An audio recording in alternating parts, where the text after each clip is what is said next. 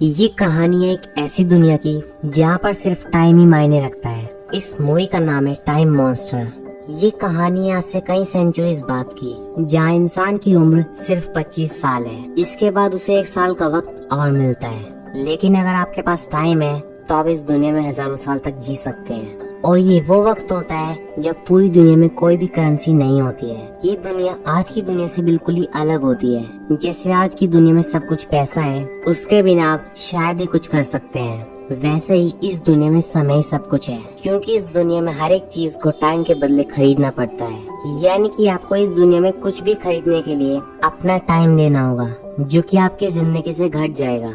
आपको छोटे से छोटा सामान भी अपना टाइम देकर ही खरीदना होगा, क्योंकि इस दुनिया में कोई भी करेंसी नहीं होती है। और यहाँ पर लोग अपने टाइम को टाइम कैप्सूल्स में भी रखते हैं, जिसे वो कभी भी यूज कर सकते हैं, किसी को भी ट्रांसफर कर सकते हैं।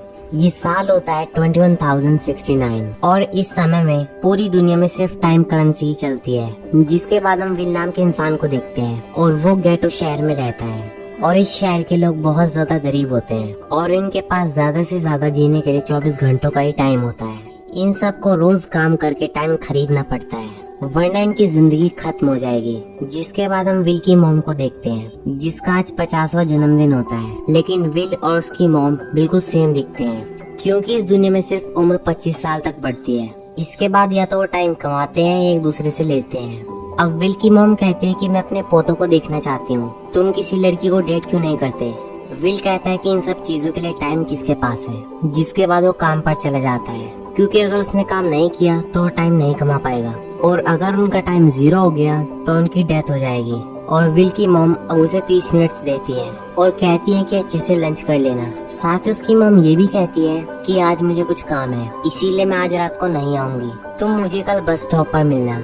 और विल यहाँ पर कहता है कि ठीक है, मैं कल आपको बस स्टॉप पर मिलूंगा और तब हम आपका बर्थडे सेलिब्रेट करेंगे।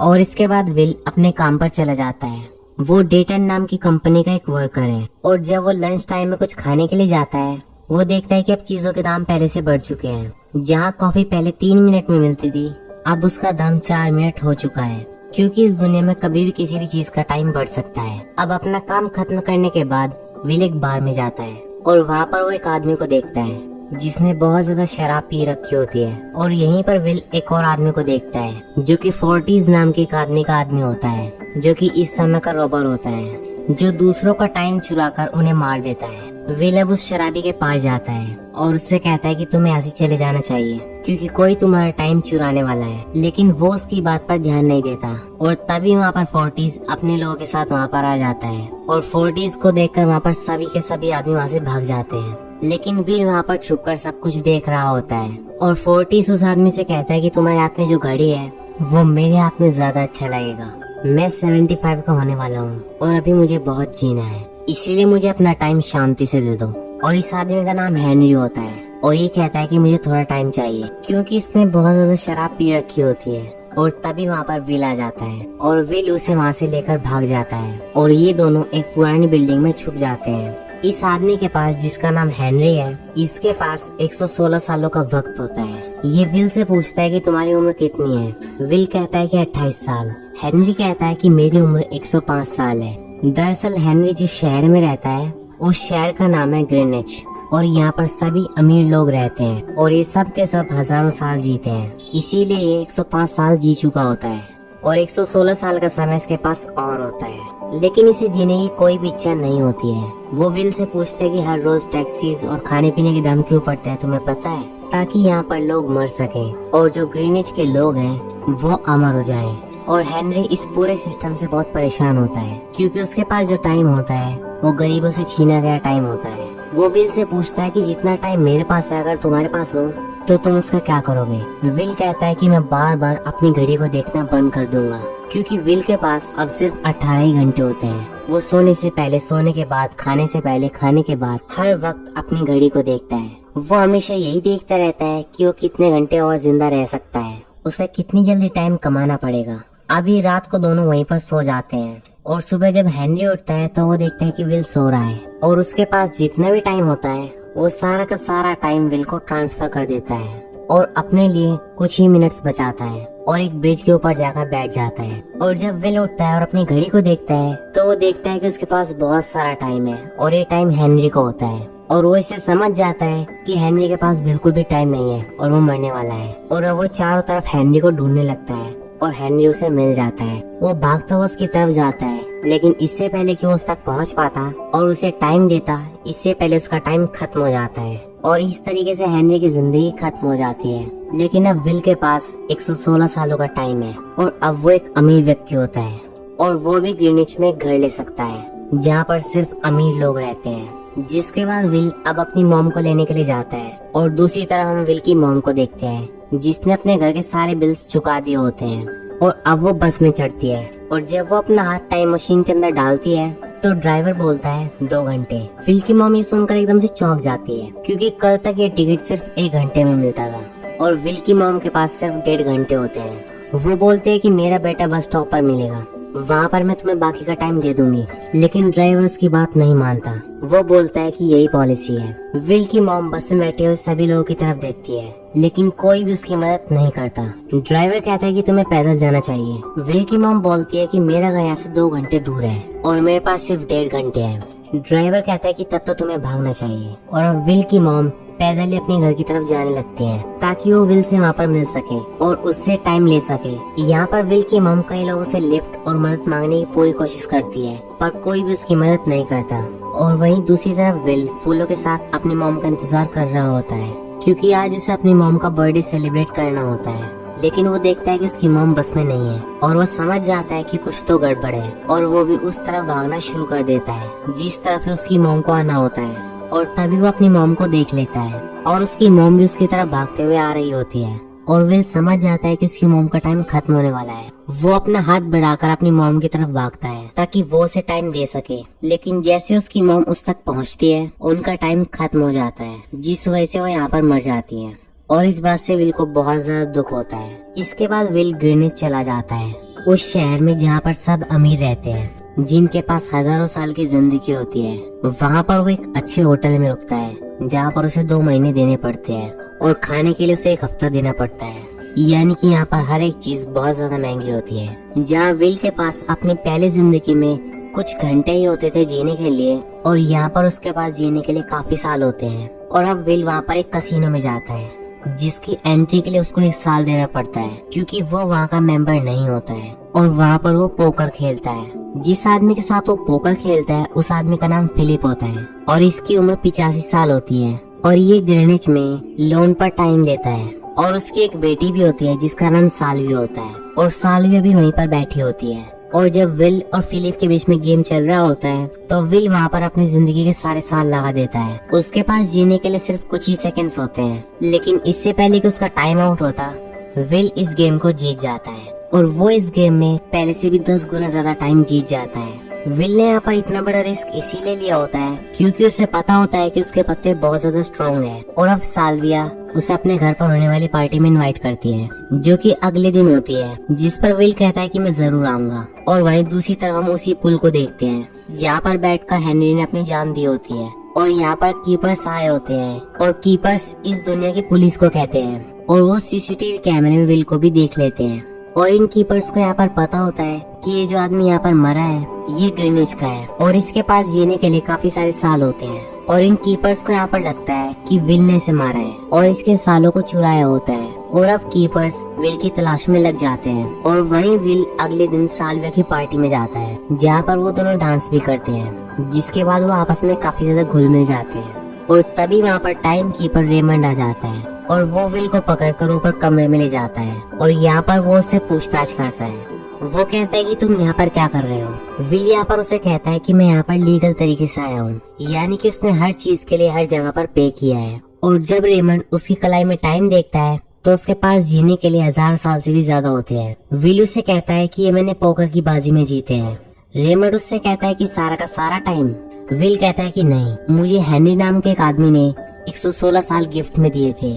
लेकिन रेमंड उसकी बातों पर विश्वास नहीं करता और उसके पास जितना भी टाइम होता है वो उसे सारा टाइम ले लेता है और उसे एक कैप्सूल में डाल देता है। और अब विल के पास सिर्फ 2 घंटे बचते हैं। लेकिन इससे पहले कीपर्स विल को वापस केटो ले जाते, वो साल्विया को गन पॉइंट पर ले लेता है और यहाँ से एक गाड़ी में निकल जाता है। हालांकि रेमंड उसका पीछे भी करता है, लेकिन वो उसे चकमा देकर निकल जाता है। अब विल का टाइम खत्म हो रहा होता है और वो साल्विया से कहता है कि मेरा टाइम खत्म ही होने वाला है, मुझे 1 घंटे की जरूरत है। लेकिन साल्विया उसे टाइम ट्रांसफर करने से मना कर देती है।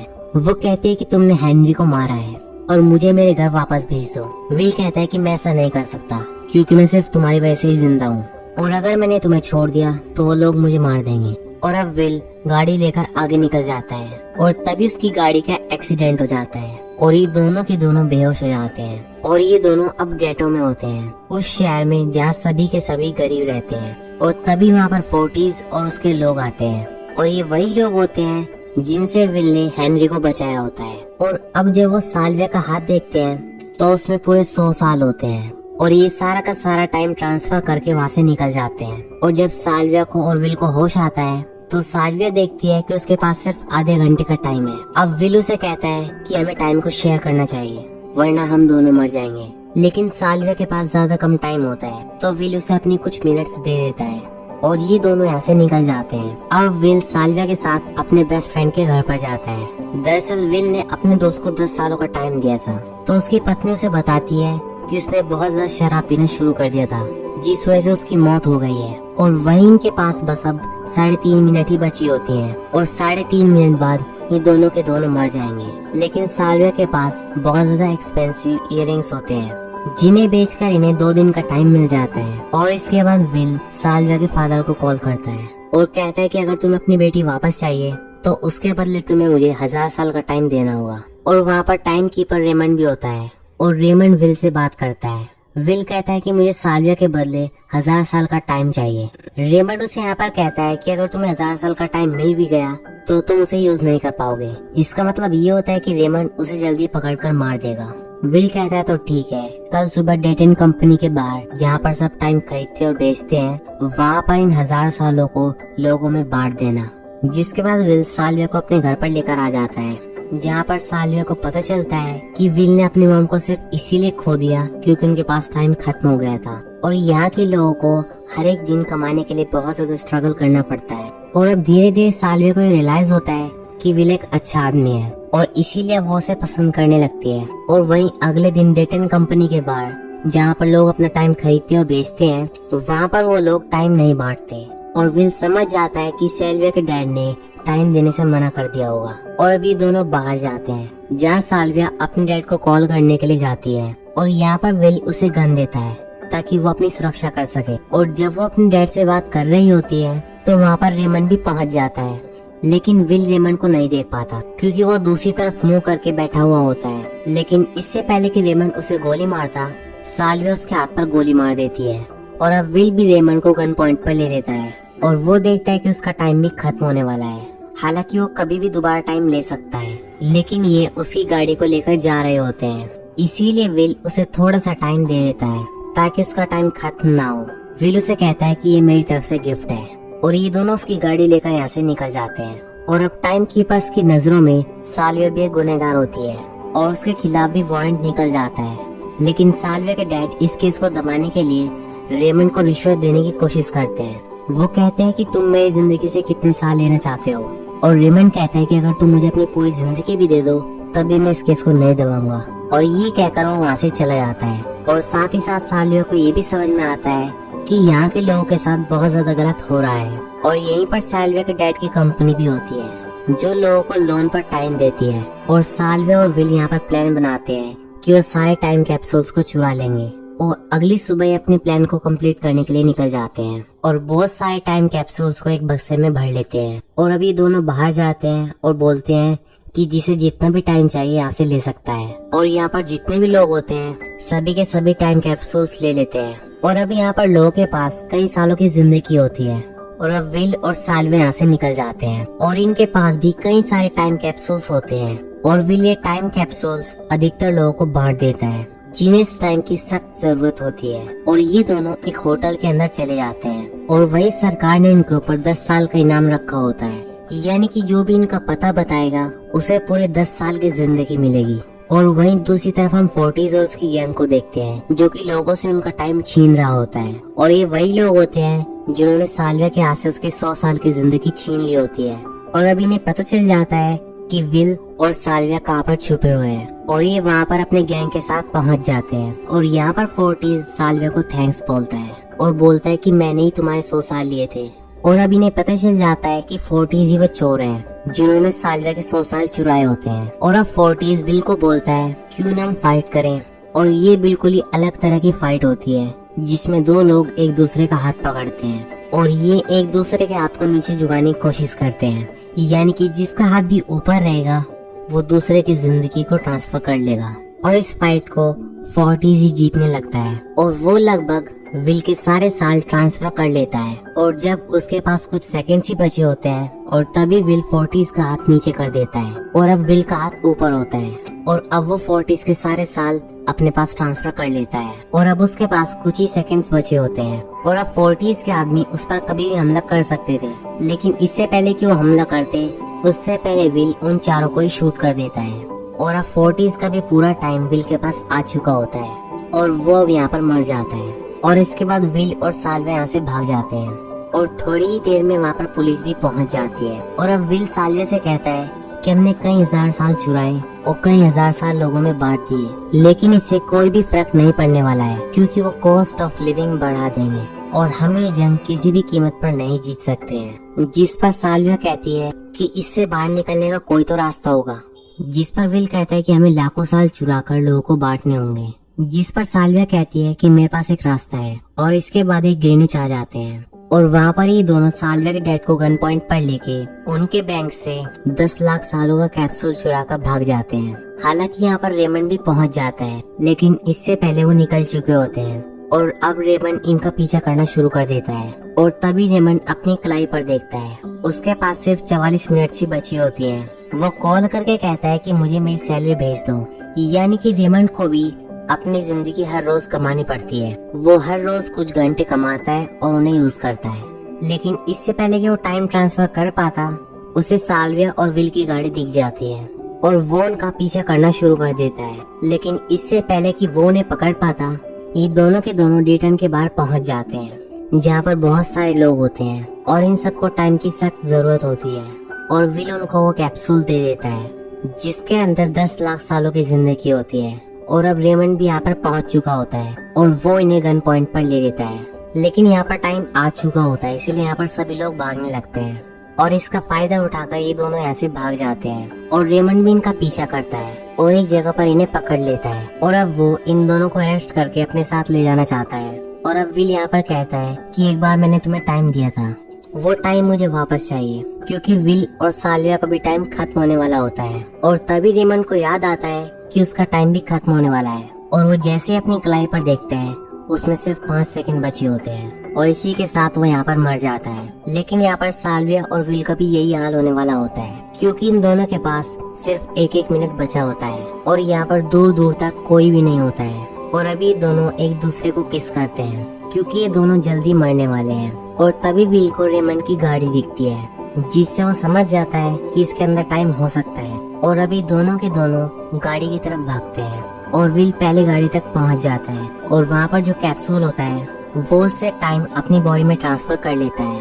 लेकिन अभी भी साल्विया काफी दूर होती है और अब विल साल्विया की तरफ भागना शुरू कर देता है और उसके पास सिर्फ कुछ ही सेकंड्स बचे होते हैं। ये ठीक बिल्कुल सेम वही सीन होता है जैसा कि उसकी मॉम और उसके बीच में हुआ था, लेकिन उसकी मॉम उस तक पहुंच ही नहीं पाई थी, उससे पहले ही वो मर जाती हैं। लेकिन इस बार विल अपनी पूरी जान लगा देता है और साल्विया को टाइम देकर उसकी जान बचा लेता है और ठीक 1 सेकंड से साल्विया की जान बच जाती है। और वहीं अब डेटन कंपनी बंद हो चुकी होती है क्योंकि यहाँ पर सभी लोगों के पास काफी टाइम होता है, सब एक दूसरे को टाइम दे रहे होते हैं और सब के सब यहाँ पर बहुत खुश होते हैं। और अब किसी को भी डेटन कंपनी में काम करने की जरूरत नहीं है, जो कि साल्विया के पिता की कंपनी होती है जहाँ पर उन्होंने अपने लिए लाखों साल का टाइम जमा किया होता है और इसीलिए वो लोगों को लोन पर टाइम दे देते हैं। और अब यहाँ पर जो टाइम कीपर होता है जिसका नाम जैक होता है, उसने रेमंड की जिद को देखा होता है जो उसके दिल में विल और साल्विया को पकड़ने के लिए थी। और जब उन्हीं में से एक ऑफिसर पूछता है कि अब हमें क्या करना चाहिए, तो जैक बोलता है गो होम, क्योंकि अभी लोग उनके पीछे नहीं होते हैं, लेकिन अब इनके ऊपर पूरे 100 सालों का इनाम होता है। और लास्ट में हम देखते हैं विल और साल्विया एक बहुत बड़ी बैंक के बाहर होते हैं और ये इस बैंक को भी लूटने वाले होते हैं। ताकि यहाँ से हजारों साल लूटने के बाद वो सब के सब गरीब लोगों को बांट दें, ताकि टाइम की कमी के कारण कोई भी न मर सके। तो दोस्तों ये थी टाइम मॉन्स्टर मूवी की कहानी। आपको ये वीडियो कैसी लगे मैं कमेंट सेक्शन में जरूर बताना, और साथ ही साथ ये भी बताना अगर आपके पास भी सिर्फ एक ही दिन हो तो उस एक दिन में आप क्या करना चाहोगे, और साथ ही साथ अगर आपके पास 100 साल हो तो आप उसके साथ क्या करेंगे, ये हमें कमेंट सेक्शन में जरूर बताना। वीडियो अच्छी लगी हो तो इसे लाइक करें, चैनल को सब्सक्राइब करें और बेल आइकन दबाना मत भूलें। Thanks for watching my video.